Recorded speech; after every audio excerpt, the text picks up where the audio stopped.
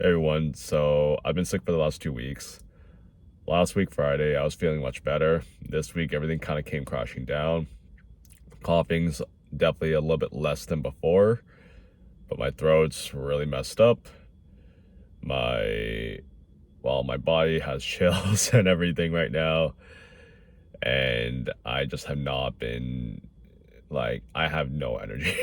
So, I just hope everything goes well on my end. I feel like I've been getting sick more easily since getting into a 9 to 5 and going to the office and everything. So that's just something I might have to deal with in the future. But that begs the question, how do you train and how do you stay healthy when you are sick? First, you need to see what your goals are. Then you need to see objectively how you're feeling. And then you got to weigh the pros and cons. If you are a normal office worker who really doesn't have too many performance goals, is probably just looking to lose weight and build muscle, you're probably not going to have to worry too much about you know taking a day or two off of training, because your goals are very long term. And usually losing weight and gaining muscle is just something that will progress over time anyways, and 1 or 2 days is not going to stop that. Okay, if you are an office worker who's also an athlete with performance goals, that's a very different story. Obviously, if you're an athlete, chances are your work is probably stable enough for you to handle the extra work. You're probably not going to have too many changes in your schedule, and your work is probably okay, right? So you can handle it. But in terms of your actual performance in the workplace, I mean, not workplace, in the gym, that's going to be a little bit different. Like if you're trying to run a marathon, you do have volume goals that you might need to hit. If you are running, like trying to run like a 4 minute per kilometer pace for your 5K or something, so that's a 20-minute 5K, then you might have to hit a certain intensity threshold, right? Now, all these things can be changed a little bit depending on how you feel. Personally, for me, when I am sick and I have performance-based goals, I need to reduce, I need to see basically what my training plan says and basically just reduce it. So, for example, if I have, I don't know, 5 rounds of 1 kilometer intervals with 5 minutes of rest in between each interval, then I'm probably gonna want to reduce that overall volume a lot, but keep the intensity fairly up there still, at least depending on how I feel. Like if I feel pretty okay for the most part, or like I'm feeling so-so, I still reduce the volume, because I find intensity is not too hard for me to handle, but the volume usually kicks my immune system much harder. It might be different for others,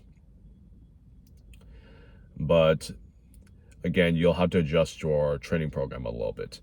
And sometimes you might have to go from running to biking instead, or a different cardio machine that just isn't as intense and where you can control your intensity a little bit more easily. Like with running, if you're not really well tuned with it, sometimes adjusting your pace, adjusting your intensity is not going to be as easy as, say, like maybe on the bike or on the elliptical, something along those lines. So goal wise, it'll really depend, right? Then you have to see how you're feeling. So if you feel like hot garbage, then you feel like hot garbage, you know? Like your expectations should meet where you're currently at. Like, you shouldn't pretend to be all fine and dandy if you're actually feeling like garbage, you know? At least for the training side of things. For the workplace, okay, I can understand that. Everyone needs money, everyone needs everyone needs to work and everything, but in terms of training and everything, that's a different story. And some people will say training is a non-negotiable, and I can agree with that for the most part. Like, for most circumstances, training on a regular basis, eating healthy, and getting some rest on a regular basis is very important.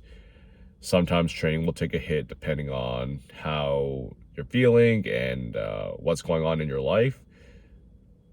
But for the most part, it should be non-negotiable, right? Obviously, there are emergencies, and sometimes you get very, very sick, and then you really can't get out of bed. We can understand that stuff, okay?